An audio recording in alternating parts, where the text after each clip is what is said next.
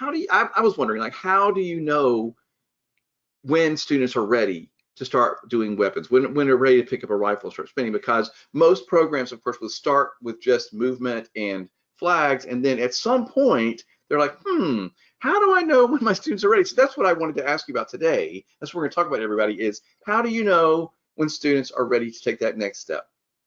Well, that is a really, really big thing because there's so many programs that just they don't know. They look and they're like, oh, there's all these programs and they're doing rifle, and why isn't my program doing rifle? And really, you want to be looking at your students in a number of different ways. First of all, you want to make sure that they're actually interested in spinning rifle. So, if you just have some rifles like in the guard closet, pull them out, leave them laying out for kids to check out and see if they're interested in picking them up and interested in spinning them.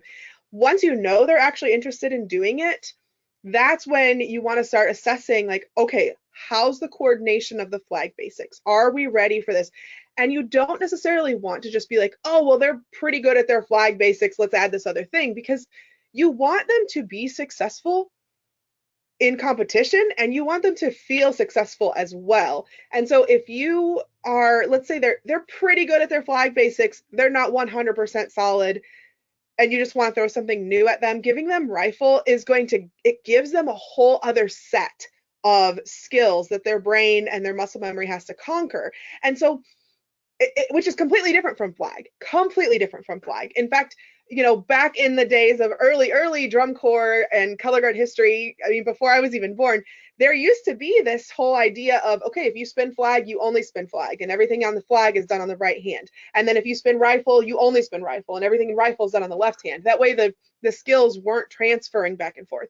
Now we do want those skills to transfer. So we do take flag performers and put them on rifle. But like I was saying, you really want to make sure you're solid in those flag basics, because once you move on to rifle, you're adding more. You're basically doubling the repertoire of what they need to know. You're doubling the skill sets.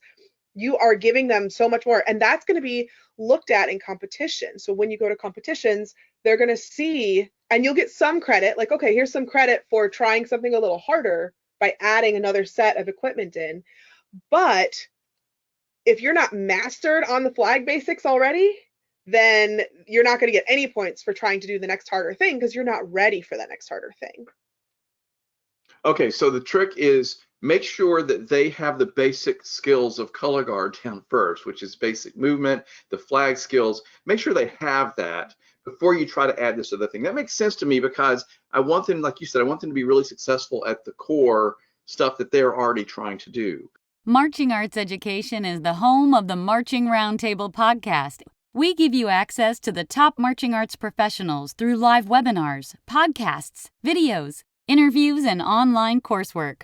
With over 1,000 podcasts and hundreds of webinars and videos, there are hours of great professional development for you and your staff.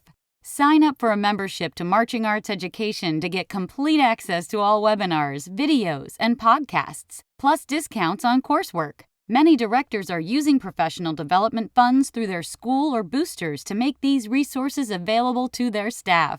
Imagine what you could do with so many great new ideas from the top professionals in our activity. Subscribe to our YouTube channel and sign up for our newsletter to find out about the latest podcasts, webinars, and new content. Find all of this and sign up at marchingartseducation.com.